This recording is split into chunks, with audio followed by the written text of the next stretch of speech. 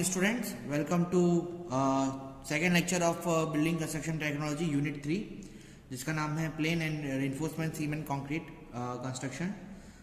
हमने कल बहुत सारे इंग्रेडिएंट्स के बारे में पढ़ा।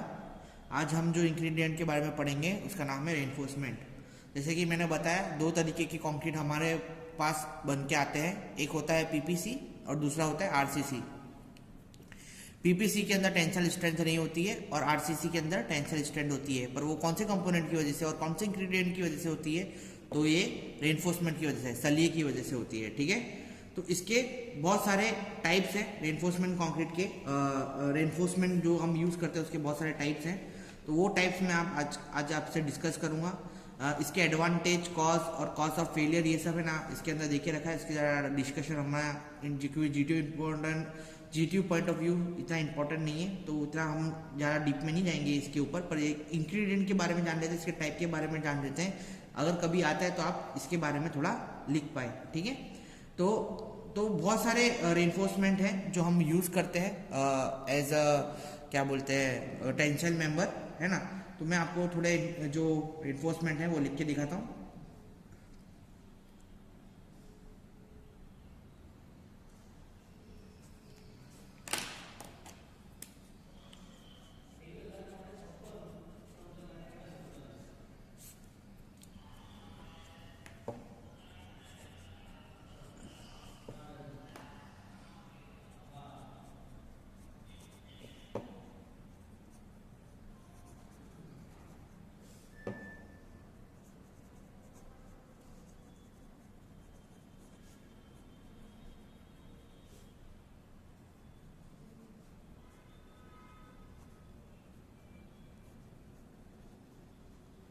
तो सबसे पहला जो है माइल्ड स्टील बार, जो कि कंफर्मिंग है किसके? आईएस कोड 432 के हिसाब से 1966 माइल्ड स्टील बार हम यूज करते हैं। फिर सेकंड जो बार है वो होता है hot rolled mild steel deformed base bars conforming to IS code 1139 1966। ये अलग अलग कोड के बार्स हैं।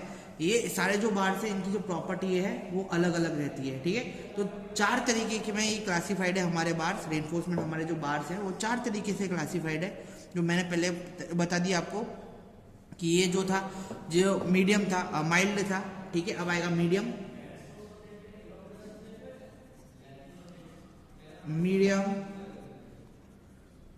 Tensile strength, tensile steel,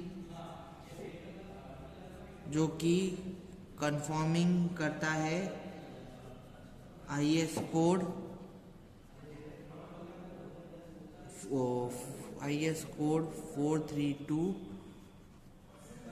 part 1 1966। Clear है। फिर ये दूसरा जो हमारा है पार्ट वो है hot rolled medium steel deformed bars, जो कि कंफर्म करता है आईएस कोड 1139 1966 से। ठीक है, सी है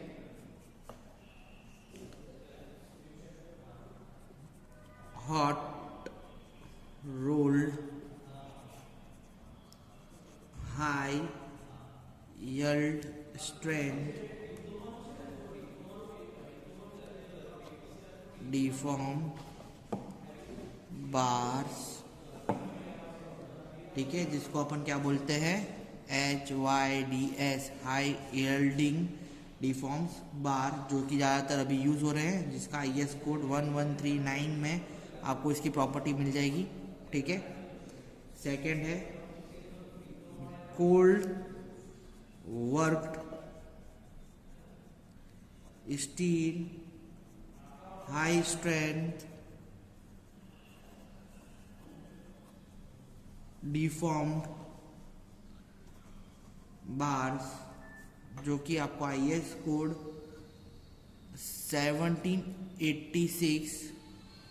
1979 में इसकी प्रॉपर्टी मिल जाएगी।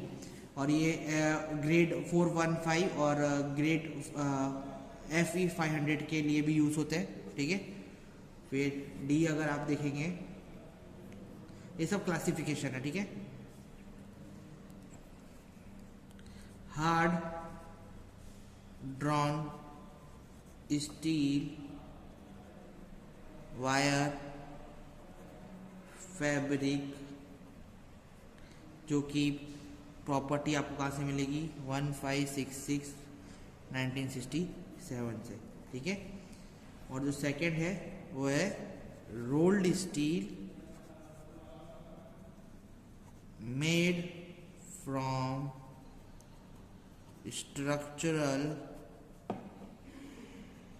स्टील कन्फॉर्मिंग IS कोड 226 1975 से इसकी प्रॉपर्टी आपको मिल जाएगी, ठीक है। हाई यील्ड स्टील बार्स है, डिफॉर्म बार्स है, वो अवेलेबल रहते हैं एज CTS यानी कोल्ड ट्विस्ट डिफॉर्म बार्स, ठीक है। And thermally treated thermo mechanically treated bars, ठीक है। इनकी जो मॉड्यूलर ऑफ इलास्टिसिटी है, जो इनकी मॉड्यूलस ऑफ इलास्टिसिटी है, वो कितनी रहती है 200 किलो न्यूटन पर mm² जितनी, ठीक है। इन ऑल केस, मतलब जो सारे बार्स है उन सारे बार्स की कैपेसिटी 200 किलो न्यूटन पर mm² जितनी रहती है ना। तो ये था हमारे आज रेनफोर्समेंट बार के बारे में टाइप्स उनके, ठीक है। अब रेनफोर्समेंट बार क्यों यूज होते हैं, तो मैंने आपको बताया था टेंसाइल स्ट्रेंथ के लिए, क्योंकि कंप्रेसिव स्ट्रेंथ अगर देखेंगे प्लेन कंक्रीट की तो कितनी होती है, कंप्रेसिव स्ट्रेंथ अगर 10 है तो tensile strength plane cement concrete की 1 होगी, ठीक है। वो 1 से 10 तक लाने के लिए अपन को क्या करना पड़ता है, हमको उसके अंदर रेनफोर्समेंट डालने पड़ते हैं, ठीक है, टेंसाइल स्ट्रेंथ के लिए। इसलिए जो उसका मेन पर्पस है क्या है कि हम रेनफोर्समेंट डालेंगे और हमारी जो टेंसाइल स्ट्रेंथ है वो हमें गेन होगी। क्लियर है। तो ये था हमारे रेनफोर्समेंट बार के बारे में, जो हमारा एक इंग्रेडिएंट रह गया था उसके बारे में, ठीक है। अब आजकल आपने बहुत सुना होगा कि 3D मॉडलिंग या 3D प्रिंटरिंग चल रहा है, तो उसके बारे में एक टॉपिक है 3D प्रिंटर के बारे में आपने सुना होगा, कंक्रीट 3D प्रिंटर के बारे में। तो ये आर्किटेक्चर पॉइंट ऑफ व्यू अगर देखा जाए तो 3D प्रिंटर, इसके ऊपर बहुत सारी रिसर्च भी हो रही है और काफ़ी लोगों ने इसके अंदर तरक्की भी करी है, ये रिसर्च के अंदर, डेवलपमेंट के अंदर।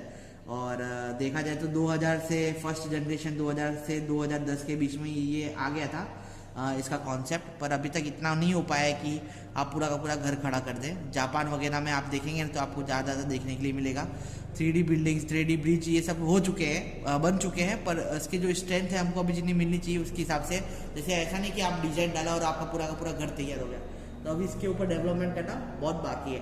तो ये एक बहुत अच्छा टॉपिक है आगे रिसर्च के लिए। आपको अगर मास्टर्स अगर करते हैं या क्या बोलते हैं PhD करते हैं तो एक बेहतरीन टॉपिक है ये।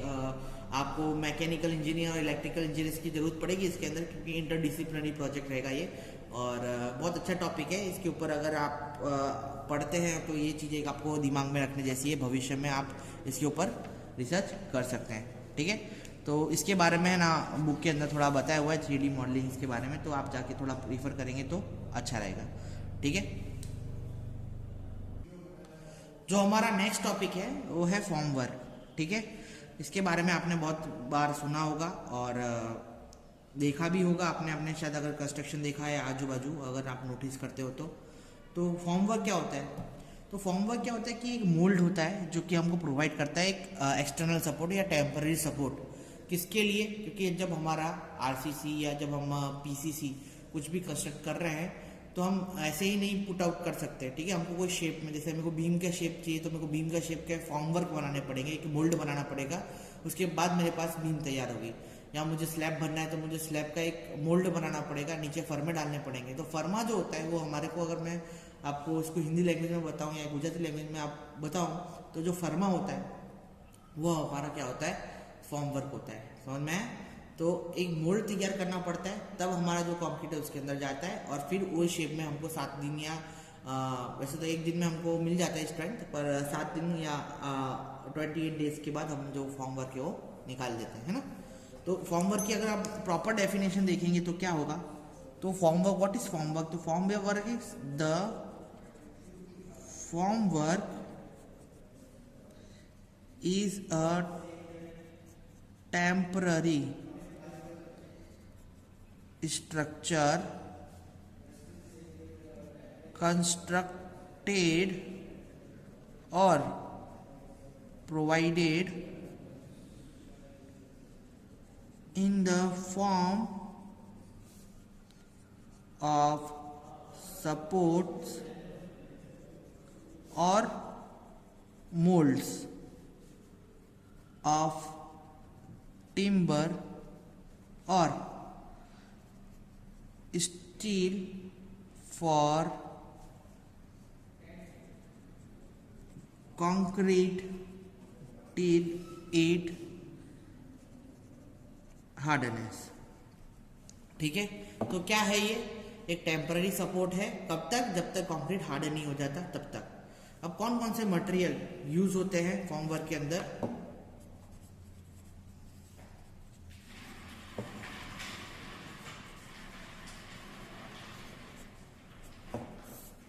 तो कौन कौन से मटेरियल है जो हम यूज करते हैं फॉर्म वर्क के अंदर। तो सबसे जो मेन मटेरियल, बहुत सारे मटेरियल है, जैसे कि हो गया टिम्बर, फिर प्लाईवुड, फिर स्टील, है ना, फिर प्रीकास्ट कंक्रीट, फिर फाइबर ग्लास, और ये सारे बस मतलब इतना ही है, इतने मैक्सिमम इतने मटेरियल हम जो फॉर्म वर्क है उसके लिए यूज़ करते हैं। अब अगर आप देखोगे प्लाईवुड और टिम्बर, ये प्लाईवुड तो बहुत हल्के वर्क के लिए, जब आपका जो वर्क है ज़्यादा बड़ा नहीं है या हल्का है, मतलब लोड रजिस्टिंग है, तो आप क्या प्लाईवुड यूज़ करेंगे। ज़्यादातर हम फॉर्म वर्क में टिम्बर यूज़ करते हैं। ठीक है, स्टील महंगा पड़ता है, इकोनॉमिकल नहीं है। प्रीकास्ट कंक्रीट, ग्लास फाइबर और स्टील, ये तीनों के तीनों बहुत महंगे पड़ते हैं, पर जब हमको हैवी वर्क करना है तो प्रीकास्ट, मतलब जैसे ब्रिज का इन सब का वर्क करना है तो प्रीकास्ट कंक्रीट हम यूज़ करते हैं हैवी वर्क के लिए। ठीक है, टिम्बर के अंदर क्या ड्रॉबैक है, तो टिम्बर के अंदर ये ड्रॉबैक है कि पानी के जब हम क्योरिंग करते हैं 7 दिन के अंदर, तो होता है क्या कि पानी इसके अंदर भी जाता है ना, तो पानी की वजह से इसके अंदर क्या होता है, जो हमारी जो वुड होती है वो फूल जाती है, ठीक है, और एक्सटेंड हो जाती है। उसकी वजह से जो हमारा टिम्बर का फर्मा है वो खराब हो सकता है। पर इसका भी सॉल्यूशन है, आप अगर टिम्बर के ऊपर वाटर प्रूफिंग कोटिंग लगा के रखेंगे या ऑयल लगा के रखेंगे तो शायद उसके अंदर वाटर इंग्रेस होने के चांसेस कम हो जाते हैं और उसके जो फूलने के चांसेस हैं वो कम हो जाते हैं। ठीक है, तो ये है हमारे फॉर्म वर्क के बारे में जो मैंने बताया। अब इसके है ना, इसके अंदर बहुत सारे क्वेश्चन ऐसे पूछे जाते हैं, जैसे कि जो हमारा फॉर्म वर्क है उसके लिए, जैसे कि form work for RCC wall हो गया, ठीक है, फॉर्म वर्क फॉर फ्लोर हो गया या फॉर्म वर्क फॉर बीम हो गया। तो ये जो क्वेश्चन हैं वो बहुत बार पूछे गए हैं डायग्राम के साथ, तो उस पर भी अपन थोड़ा डिस्कशन कर लेते हैं। ठीक है, चलिए आइए डिस्कशन कर लेते हैं। Form work for RCC wall पहले अपन देख लेते हैं। ठीक है,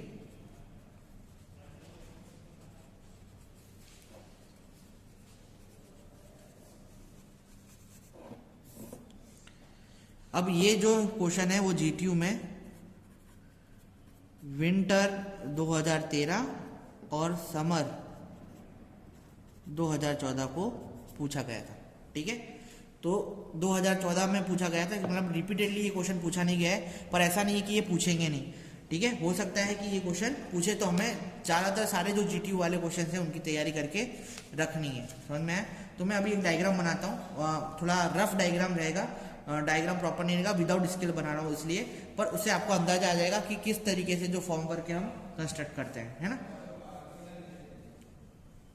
तो ये समझो, पहले मैं बना देता हूँ ग्राउंड, ठीक है, जिसके मेरे को ऊपर क्या बनाना है, आरसीसी वॉल बनाने की है, आरसीसी वॉल बनाने की। ठीक है, तो अब आरसीसी वॉल बनानी, तो सबसे पहले मैं क्या करूँगा, फाउंडेशन कंस्ट्रक्ट कर दूंगा।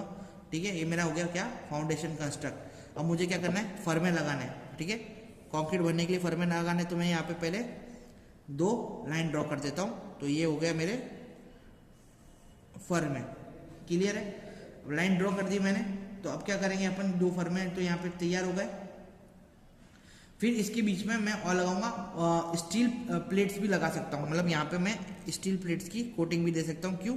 क्योंकि मेरे क्या बोलते हैं, फर में मुझे खराब नहीं करने हैं। किसकी वजह से? मॉइस्चर की वजह से। ठीक है, अब ये फर में लगा दी, अब मैं इसको स्क्रू से टाइट कर दूंगा। ये स्क्रू से इसको थोड़े थोड़े इंटरवल में टाइप कर दूंगा मैं इसको। ठीक है, तो ये स्क्रू से मैंने इसको यहाँ पे टाइप कर दिया।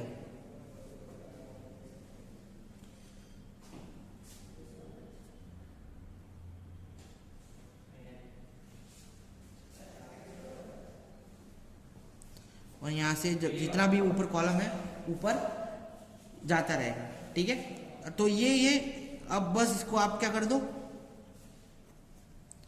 नाम दे दो। ये क्या है? नट्स है।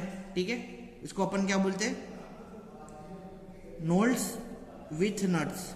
ठीक है, ये नोल्ड्स है ना, और ये विथ नट्स। ठीक है, अब ये है ना, अच्छा एक और चीज है, ये फरमा है ना, कभी भी ऊपर नीचे हो सकता है, तो मेरे को क्या है, इसको एक सपोर्ट देना पड़ेगा। तो यहाँ से मैं सपोर्ट लूंगा और पूरा का पूरा सपोर्ट कहाँ पे डाल दूंगा? ग्राउंड में डाल दूंगा। ठीक है, ग्राउंड में कहाँ पे? यहाँ पे मैंने कीली ठोक के रखी होगी। ठीक है, उसकी सपोर्ट में मैं ये डाल दूंगा, और इसको सपोर्ट करने के लिए यहाँ पे एक मैंने स्टिक डाला होगा। ठीक है, कि मेरा जो डिस्प्लेसमेंट है, वुडन डिस्प्लेसमेंट, वो डिस्प्लेस ना हो जाए, तो यहाँ पे मैंने क्या डाला होगा? स्टिक डाला होगा। ठीक है, वैसे ही यहाँ पे वुडन पैक यहाँ पे मैंने डाल के रखा होगा, और यहाँ पे नीचे से मैं क्या कर दूंगा? इसको सपोर्ट दे दूंगा। देखो कितना सिंपल डायग्राम है। ठीक है, इसको अपन क्या बोलते हैं? ब्रेसिस बोलते हैं, ब्रेसिंग बोलते हैं। ठीक है, इसको अपन क्या बोलते हैं? वेज बोलते हैं। ठीक है, ये अपनी क्या हो गई? वुडन पैकिंग हो गई। क्लियर है? ये अपनी क्या हो गई? अंदर कंक्रीट वॉल हो गई। ठीक है, ये अपनी कंक्रीट वॉल हो गई। ठीक है, अच्छा रेनफोर्समेंट तो बनाना भूल गया मैं, रेनफोर्समेंट बना देते अपन। ये मैंने रेनफोर्समेंट बना दी।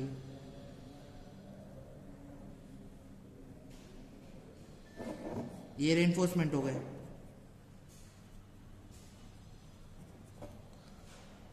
समझ में आ रहा है? ठीक है, तो इस तरीके से अपन को बनाना है। ठीक है, अब इसके स्टेप लिख देने की, तो जो वर्टिकल स्ट्रट है हमारा, ठीक है, वो प्रोवाइड करना पड़ेगा इक्वल कौन से स्पेसिस में? 20 मीटर के स्पेसिस में। ठीक है, वर्टिकल स्ट्रट प्रोवाइड करना पड़ेगा अपन को। ठीक है, फिर अपन को फर्मे प्रोवाइड करने पड़ेंगे, फिर रेनफोर्समेंट अंडर डालना पड़ेगा। रेनफोर्समेंट के बाद मैं कंक्रीटिंग करूंगा। पहले मैं क्या करूंगा? फाउंडेशन बनाए, फाउंडेशन के ऊपर सबसे पहले मेरे को सब फॉर्मवर्क ही तैयार करना है। समझ में आया? तो इस तरीके का फॉर्मवर्क तैयार हो जाएगा नीचे ग्राउंड के अंदर, फिर रेनफोर्समेंट प्लेस हो जाएंगे, फिर मैं कॉलम का फॉर्मवर्क लगा दूंगा, कॉलम के फॉर्मवर्क के अंदर एक स्टील की शीट लगा दूंगा। स्टील की शीट के बाद मैं क्या करूंगा? इसको नोल्ड्स एंड नट से टाइट कर दूंगा। समझ में आया? नोल्ड्स एंड नट से टाइट कर दूंगा और उसके ऊपर कॉन्क्रीटिंग कर दूंगा। इस तरीके से मेरा पूरा का पूरा हमारा आरसीसी वॉल का फॉर्मवर्क तैयार हो जाएगा। सिंपल है ना? इस तरीके से हमको डायग्राम में ड्रॉ करना है, और जो जिस तरीके से मैं स्टेप बोल रहा हूँ वो इंग्लिश में आप लिख के आ जाओगे तो आप पास हो जाओगे। ठीक है, आपको 5 मार्क्स मिल जाएंगे। 5 मार्क्स का क्वेश्चन होगा, तो अगर 7 मार्क्स का होगा तो 7 मार्क्स मिल जाएंगे। समझ में आया? तो इस तरीके से हमको ये करना है। ठीक है, अब जो दूसरा मैं फॉर्मवर्क दिखा रहा हूं आपको,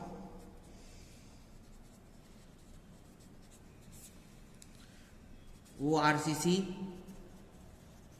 बीम का और स्लैब फ्लोर का फॉर्मवर्क है। ठीक है, अब ये भी मई 2013 और अक्टूबर 2016 में पूछा गया क्वेश्चन है। ठीक है, आप इसको लेटेस्ट मान सकते हैं, है ना? तो सबसे पहले क्या करेंगे? सबसे पहले हम क्या करेंगे? ग्राउंड बनाएंगे। तो ये मैंने बना दिया ग्राउंड। ठीक है, ग्राउंड बनाने के बाद मैं क्या करूँगा? मेरे को ऊपर यहाँ पे ऊपर स्लैब बनाना है, स्लैब के ऊपर कंस्ट्रक्शन करना है, आरसीसी स्लैब बनाना है, और यहाँ पे 2 बीम बनानी है। ठीक है, तो एक सिंपल सी चीज़ है। सबसे पहले मैं क्या तैयार करूँगा? नीचे से यहाँ से ऊपर तक जाने के ब्रेसिस तैयार करूँगा। ठीक है, ब्रेसिस तैयार करूँगा तो मैं क्या करता हूँ? ब्रेसेस तैयार कर लेता हूँ। यहाँ पे मेरी बीम सपोर्ट करेगी।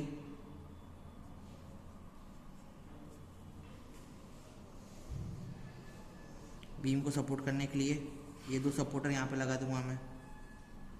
किसके ऊपर?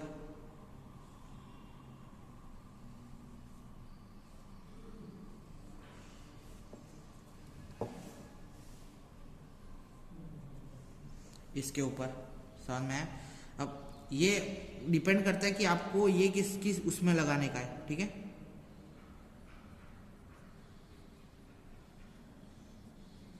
अब ये डिपेंड करता है कि आपका जो स्लैब है वो कितना बड़ा है। ठीक है, पर ये जो डिस्टेंस है बिटवीन ब्रेसिस का, ये जो ब्रेसिस का वो कितना होना चाहिए? वो होना चाहिए कम से कम 1000 सेंटीमीटर जितने का। ठीक है, 1000 सेंटीमीटर का आपको ये है डिस्टेंस यहाँ से मिडल टू मिडल प्रोवाइड करना पड़ेगा।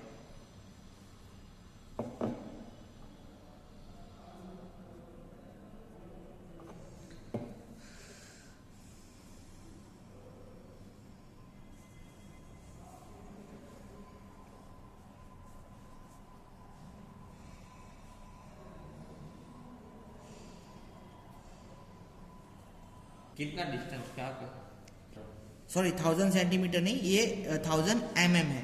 समझ में आया? यानी 1 मीटर जितना इसका जो डिस्टेंस है वो रहेगा। किसका? इसका और इसका। आप जितने भी बना रहे उतना आपको बनाने के। वैसे मैं यहाँ पे आपको चलो अपन 3 कंस्ट्रक्ट कर देते बीच में।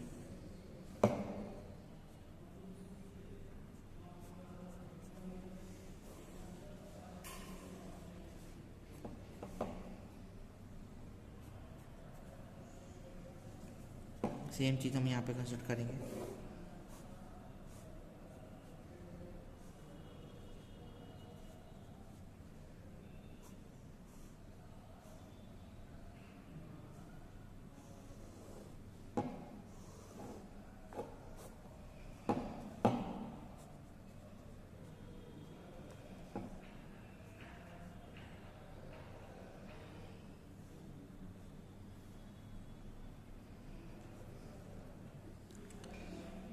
यहाँ पे हम कंस्ट्रक्ट कर देंगे इस तरीके से। ये 100 मतलब 1 मीटर का डिस्टेंस यहाँ पे रखेंगे हम।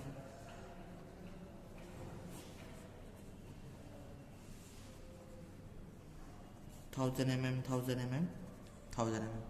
ठीक है, ये वेजेस है हमारे यहाँ पे। ठीक है, फिर इसको भी हम कनेक्ट कर देंगे किससे? ब्रेसिंग से। इसको भी हम, क्योंकि इनकी जो क्या बोलते हैं डिस्प्लेसमेंट ना हो जाए इनकी, इसलिए हम इसको ब्रेसिंग से बांध देंगे। ठीक है, तो ये सपोर्ट तैयार हो गया। अब मेरे को कौन सा सपोर्ट करना है? मेरे को यहाँ पे बीम बनानी है। ठीक है, स्लैब और बीम बनानी है। स्लैब और बीम बनानी, तो मैं पहले क्या करूँगा, यहाँ पे बीम का एक फर्मा तैयार कर देता हूँ। ठीक है, जो कि यहाँ पे सपोर्ट रहेगा, यहाँ पे सपोर्टेड रहेगी। बीम का एक फर्मा तैयार कर देता हूँ और एक स्लैब का फर्मा तैयार कर देता हूँ। कहाँ पे? मेरे को 2 बीम बनाने की है ना, 2 बीम बनानी है, तो मेरे को यहाँ पे यहाँ तक जो फर्मा है उसका तैयार करना पड़ेगा। थोड़ा थोड़ा आप इमेजिन कर पा रहे होंगे। ठीक है, अंदर मैं फर्मा डाल देता हूँ।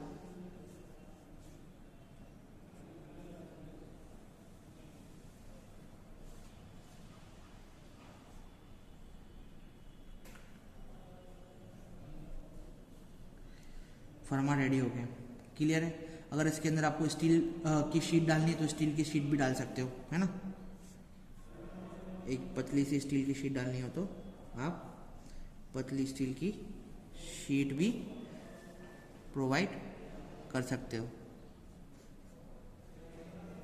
समझ में आया? ठीक है, अब मेरे को ये जो स्टील की शीट और इसको वुडन से क्या बोलते हैं, नट से,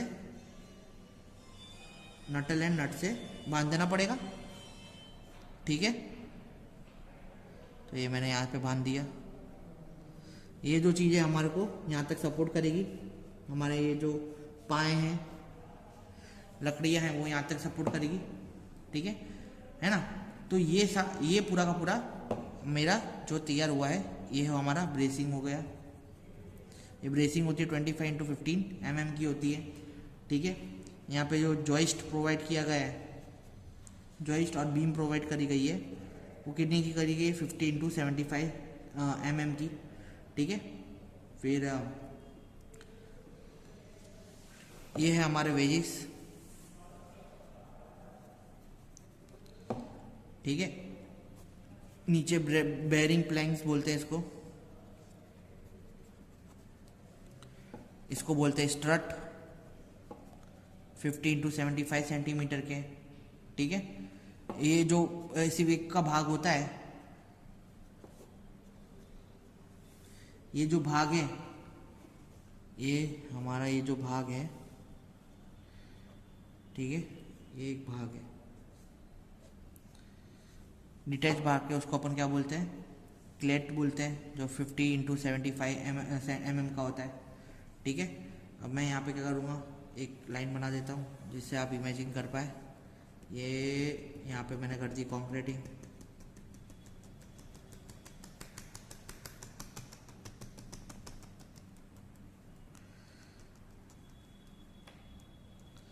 तो ये हमारा क्या बन गया, आरसीसी स्लैब, ठीक है।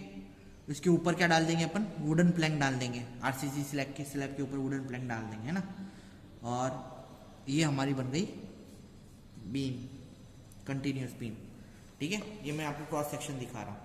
तो ये था हमारा, अगर आपको पूछने में आए कि किस तरीके से बनाते हैं, तो मैंने जिस तरीके से बनाया उस तरीके से आपको डायग्राम पे आपको अच्छे तरीके से ध्यान देना है, ठीक है। तो ये मेरा हो गया आरसीसी बीम का, स्लैब का, फ्लोर का क्या बोलते हैं डिजाइन, किस तरीके से फर्मा डालते हैं उसके बारे में। अब स्टेप वाइज जो मैंने बोला है वो लिख देना आपको, ठीक है। कौन कहाँ पे क्या क्या डालते हैं वो सब आपको लिख देना है। सबसे पहले ग्राउंड फ्लोर पे अपन क्या करेंगे, सपोर्टर्स बनाना स्टार्ट करेंगे, ठीक है। फिर अपन क्या करेंगे, ब्रेसिंग के द्वारा उसको सपोर्टर्स को बांध देंगे, ठीक है। अब ये जो सपोर्टर्स है वो कितने उसके गैप में बनेंगे, तो 1000 mm के गैप के अंदर बनेंगे, ठीक है। फिर वो सपोर्टर के ऊपर यहाँ पे स्टड प्रोवाइड करेंगे, स्टड के ऊपर हम क्या रखेंगे, बीम का फर्मा रखेंगे, बीम के फर्मे के ऊपर क्या करेंगे, फिर बीम का फॉर्म वर्क रखेंगे, बीम के फॉर्म वर्क को अच्छे एक दूसरे से कनेक्ट कर देंगे वुडन से, फिर ऊपर कॉन्क्रीटिंग कर देंगे, कॉन्क्रीटिंग के ऊपर क्या रख देंगे, वुडन प्लैंक रख देंगे। एकदम सिंपल है, सिंपल स्टेप है, इस तरीके से आपको तैयार करने का, ठीक है। सेकेंड मैं आपको कॉलम के बारे में तो अब मैं आपको कॉलम के बारे में बताने वाला हूँ। कॉलम के बारे में मैंने बोला था आपको कि क्या करेंगे फॉर्म वर्क के लिए। तो आप यहाँ पे जैसे डायग्राम देख सकते हैं, तो ये है हमारा आइसोमेट्रिक व्यू और ये है हमारा प्लान, ठीक है। तो इसके अंदर क्या किया है कि सबसे पहले 35 mm की थिक बोर्ड प्लैंक हमने 4 जगह लगा दी है, ठीक है। उसको किससे बांध दिया है, उसको 20 mm के बोल्ट से वेजिस के थ्रू बांध दिए, है ना, 20 mm के बोल्ट पे, ठीक है। अब ये जो है ना 20 mm के बोल्ट के बीच में हमने क्या लगाया हुआ है, वेजेस लगाए हुए हैं, आप देख सकते होंगे यहाँ पे, ठीक है। अब फिर ये क्या है, इसको अपन क्या बोलते हैं, तो ये जो साइड में एक्सटर्नल बाहर दिए हुए ना बड़े बड़े, उसको हम योक बोलते हैं। योक कितने साइज के, 100x100 mm के, क्लियर है। इसको अपन क्या बोलते हैं, वॉश आउट हुक, इससे पकड़ के अपन क्या फॉर्म वर्क को निकाल सकते हैं, क्लियर है, समझ में है। और ये वापस से यहाँ पे वेजेस देके रखे हुए हैं, 2 जगह वेजेस देके रखे हुए हैं। एक सिंपल सा व्यू है, हमेशा जीटीयू में पूछा गया है कॉलम का फर्मा, ठीक है। इसको पूछ के आना है, ये 2 ड्राइंग दिमाग में ध्यान रख के आपको बनानी है। और फिर इसके अंदर आप देखो, ये ऊपर रेनफोर्समेंट यहाँ पे दिए हुए है, क्रॉस सेक्शन के ऊपर 4 रेनफोर्समेंट दिए हुए हैं, क्या रेक्टेंगल क्या है कॉलम है ना, इसके लिए। फिर आप सेकंड देखेंगे ना, तो स्टेयर केस का भी यहाँ पे देके रखा हुआ है, ठीक है। सबके स्टेप्स और लिखे हुए हैं, ठीक है। इसके अंदर क्या क्या प्रोवाइड करा है, हम को सिर्फ ये पता होना चाहिए कि क्या क्या प्रोवाइड किया गया है, ठीक है। तो राइजर प्लैंक प्रोवाइड किया गया है, कितना राइजर का प्लैंक प्रोवाइड किया गया है, यहाँ पे अगर आप देखेंगे तो राइजर का प्लैंक प्रोवाइड किया है 4 to 4 सेंटीमीटर थिक, ठीक है। 4 से 4 सेंटीमीटर थिक का अपन ने क्या प्रोवाइड किया गया है, राइजर प्लैंक प्रोवाइड किया गया है, ठीक है। फिर साइड प्लैंक प्रोवाइड किया गया है, ठीक है। साइड प्लैंक के डायरेक्ट ऊपर क्या लगा हुआ है, ब्रेसिंग्स लगी हुई है। अब ये इसकी जो हाइट है वो डिपेंड करती है कि हम किस तरीके से जो स्टेयरकेस है वो डिजाइन कर रहे हैं, क्लियर है, ठीक है। तो यहाँ पे क्या देके रखी है, उसको सपोर्टर्स देके रखा हुआ है, लेजिस के सपोर्टर्स, ठीक है। यहाँ पे नीचे भी लेजिस देके रखे हैं, जिसके ऊपर हमारा ये वाला जो प्लैंक है वो सपोर्ट करेगा, ठीक है। उसके नीचे ये वेजिस के ऊपर, ब्रेसिंग के ऊपर अपन ने क्या वर्टिकल पास्ट लगाए हुए हैं, ठीक है। और ये वर्टिकल पास्ट और ब्रेसिंग किससे ज्वाइंट है, क्रॉस ज्वाइंट से। क्रॉस ज्वाइंट कितने का है, 5 to 10 सेंटीमीटर का, क्लियर है ना। और यहाँ पे अगर आप लेजेस देखेंगे तो 7.5 टू 10 सेंटीमीटर के लेजेस यहाँ पे भी प्रोवाइड करे हुए हैं। अगर ये आप देखते हैं यहाँ पे 7.5 टू 10 mm के लेजेस प्रोवाइड करे हुए गए हैं। ये है बॉटम प्लैंक्स, ठीक है। ये हर एक एक बॉटम प्लैंक को इस तरीके से लगा दिया जाता है, ठीक है। उसको फिर बाद में वेजेस के द्वारा जोड़ दिया जाता है नीचे सपोर्टर के लिए कि जो आप कंक्रीटिंग करेंगे तो वो गिर ना जाए, और हमको ये प्रोवाइड किया जाता है। फिर इसके ऊपर कंक्रीटिंग करेंगे तो ऑटोमेटिकली स्टेयरकेस ऐसे बनेगी, ठीक है, इस तरीके से बनेगी, आप देख सकते होंगे। क्लियर है? ये हमारा है ना स्टेयरकेस का फॉर्म वर्क का था। हमारा जो लास्ट टॉपिक है आज का वो है, अब सेंटरिंग क्या होता है। तो सेंटरिंग है हमारा जो लास्ट टॉपिक, वो है सेंटरिंग का मतलब क्या होता है। तो centering is a temporary structure provide to support brick, stone and concrete arches during their construction. मतलब जब मुझे ब्रिक का या स्टोन का या मेरे को आर्क का, कंक्रीट का आर्क कंस्ट्रक्ट करना होता है, तब मैं सेंटरिंग यूज करता हूं। समझ में है? अब ये सेंटरिंग कितने टाइप के होते हैं। तो सेंटरिंग में भी ऑफ टिम्बर एंड स्टील, दो तरीके के सेंटरिंग हो सकते हैं, ठीक है ना। अब ये जो सेंटरिंग है वो किस तरीके से प्रोवाइड किया जाता है, तो मैं आपको है ना इसका एक इमेज दिखा देता हूं कि अगर ये ग्राउंड है समझो आप, ठीक है, और मेरे को आर्क बनाना है, तो मैं क्या करूंगा, इस तरीके से एक टिम्बर के वेजेस बना दूंगा, प्रॉप्स बना दूंगा, ठीक है।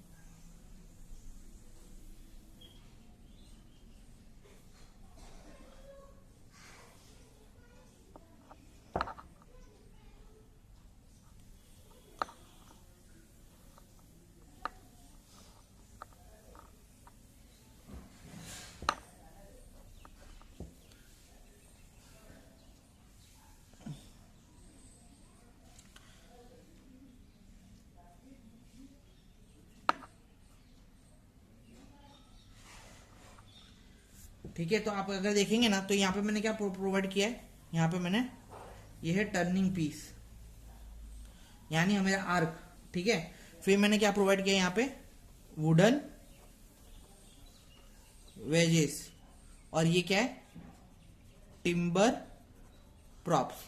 अब ये क्या होता है, तो टिम्बर प्रॉप्स, ये आर्क बनाने के लिए मेरे को क्या करना पड़ता है, पहले एक सपोर्ट प्रोवाइड करना पड़ता है, ठीक है। मैं ऐसे ही आर्क नहीं बना सकता ना। फिर क्या करूंगा मैं, सपोर्ट हटा के इसके नीचे मैशनरी वॉल्स बना सकते हैं, ठीक है ना। पर अभी क्या करना है मेरे को, क्या बनाना है, अब आर्क बनाने का, तो आर्क का सेंटरिंग वगैरह अच्छी तरीके से करना पड़ेगा, ठीक है। क्योंकि एक बार क्या फिक्स बॉल हो जाती है तो उसका सेंटर ढूंढना बहुत मुश्किल होता है। तो अपन क्या इसको मूवेबल करके इसका सेंटर ढूंढ के हम क्या कर सकते हैं, ये आर्क कंस्ट्रक्ट कर सकते हैं। क्लियर है? तो ये ब्रिज के लिए ज्यादातर, जो ब्रिज के लिए हम आर्क बनाते हैं ना, उसके लिए हमारे ये वेजिस यूज होते हैं, ठीक है, सेंटरिंग यूज होती है ना। तो इस तरीके से अगर आप देखोगे तो इसके अंदर है ना तीन चीज बहुत मेन है। एक तो टिम्बर प्रॉप्स है, वुडन वेजिस है एंड टर्निंग पीस है, ठीक है।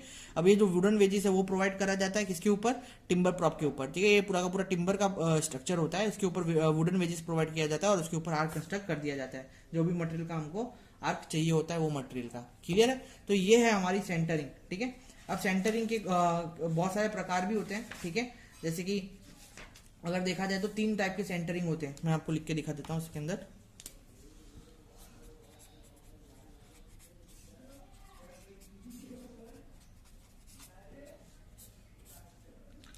तीन टाइप के सेंटरिंग होते हैं। पहला अगर सेंटरिंग देखा जाएगा तो वो है टिम्बर ट्रस सेंटरिंग, ठीक है। दूसरा सेंटरिंग का नाम है ट्रेस्टले सेंटरिंग, और थर्ड जो सेंटरिंग का नाम है वो है स्टील ट्रस सेंटरिंग, ठीक है। इसके अंदर सबसे मेन जो सेंटरिंग है वो है ट्रेस्टल सेंटरिंग, ठीक है। टाइप ऑफ सेंटरिंग 2 बार पूछा गया है, एक तो मई 2011 और मई 2016 में, समझ में आया। रेमिडियल एग्जाम में पूछा गया है, पर मेरे को लगता है ये इंपॉर्टेंट है तो आपको पढ़ना चाहिए, ठीक है। टिम्बर ट्रस्ट सेंटरिंग, तो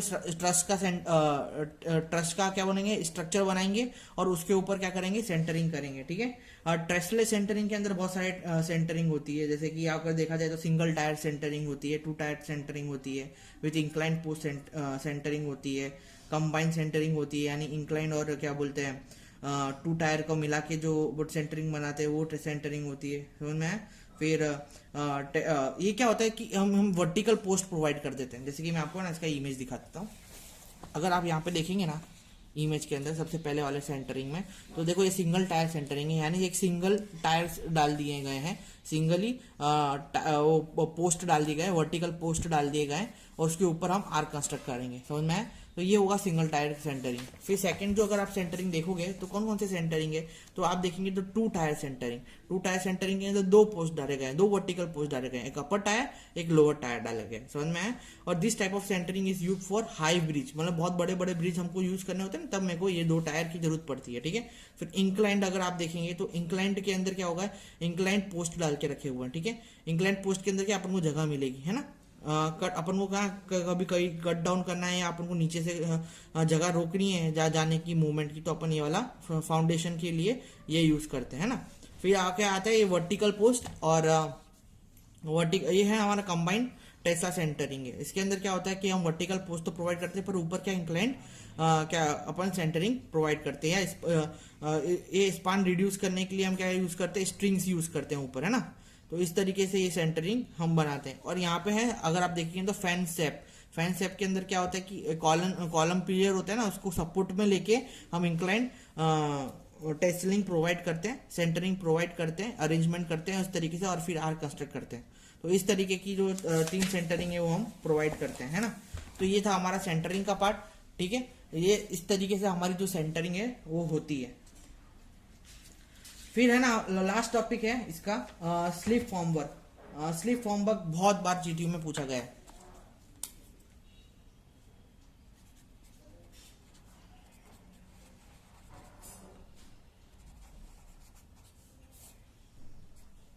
स्लिप फॉर्मवर्क जीटीयू में 2011, 2012, 2013, 2014 में पूछा गया, ठीक है। अब स्लिप ऑफ फॉर्मवर्क क्या होता है, तो slip of formwork provide economical vertical structure which are in form of concrete shaft. Concrete shaft के फॉर्म के अंदर होता है, और वो इकोनॉमिकल वर्टिकल स्ट्रक्चर होता है जो हम प्रोवाइड कर जाते हैं, ठीक है। और ये वाइडली यूज होता है किसके अंदर, पियर्स के अंदर। अब मैं इसका डेफिनेशन भी लिख देता हूं तो आपको पता रहेगा। The sleep formwork proves to be economical for vertical structure which are in the form of concrete shafts।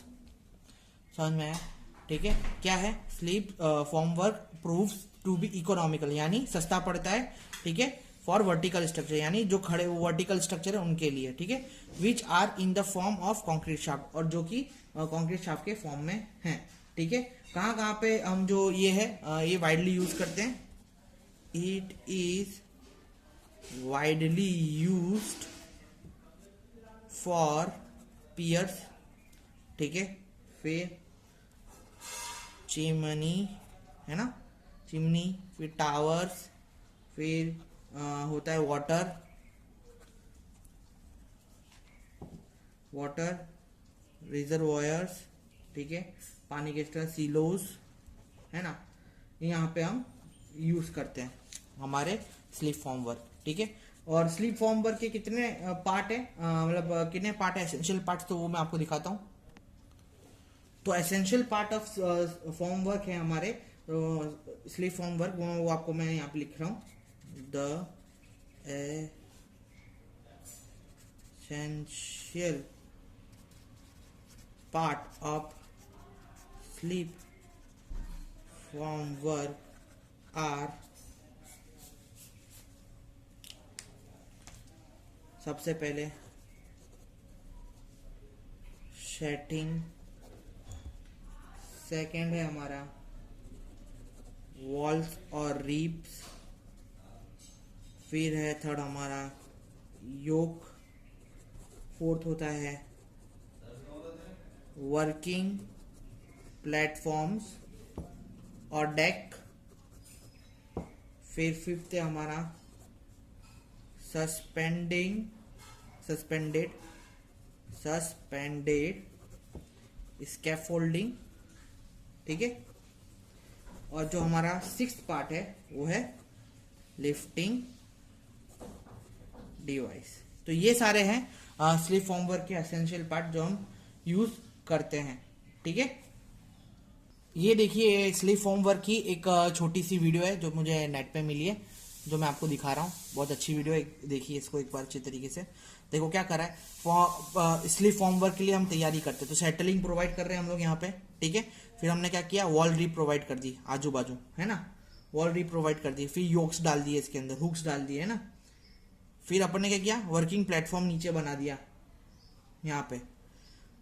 फिर यहाँ पे हाइड्रोलिक जैक लगा दिया हमने, है ना, जो। और ये ऊपर है लिफ्टिंग डिवाइस। देखो ये एक पूरा सेक्शन बनाया था। अब ये देखो यहाँ पे आप देख रहे होगे कि कॉलम है, यहाँ पे नीचे कॉलम दिया हुआ है। और इस तरीके से जो हमारा ऊपर कंस्ट्रक्शन चल रहा है, ये धीरे धीरे जैसी क्या कंक्रीटिंग बढ़ती जा रही है वैसे ही कंस्ट्रक्शन ऊपर जाते जा रहा है। और एक बार कॉलम बन गया तो इसको हटा दिया जाएगा, ठीक है। इस तरीके से ये स्कैफोल्डिंग स्लिप फॉर्मवर्क है वो हम यूज करते हैं। तो ये देखो इसके अंदर क्या ये एक्यूरेसी आता है, फिर मोनोलिथ कंस्ट्रक्शन मिलता है अपन को। तो ये सब इसके एडवांटेज है हमारे स्कैफोल्डिंग के, स्लिप फॉर्मवर्क के। तो ये हमारा आज का लेक्चर जो हमारा चैप्टर 3 है वो खत्म होता है। नेक्स्ट जो चैप्टर है हमारा 4th चैप्टर बिल्डिंग कंपोनेंट्स, उसके बारे में अपन कल डिस्कशन करेंगे। आज के लिए इतना ही। अगर कोई डाउट्स हो तो आप मुझे पूछ सकते हैं। लेक्चर देखने के लिए थैंक यू। और अपने क्या बोलते हैं, पढ़ाई से जुड़े रहिए और एक रिवीजन अपना करते रहिए, क्योंकि जीटीयू का कभी भी एग्जाम हो सकता है, ठीक है। तो शुक्रिया, बाय बाय।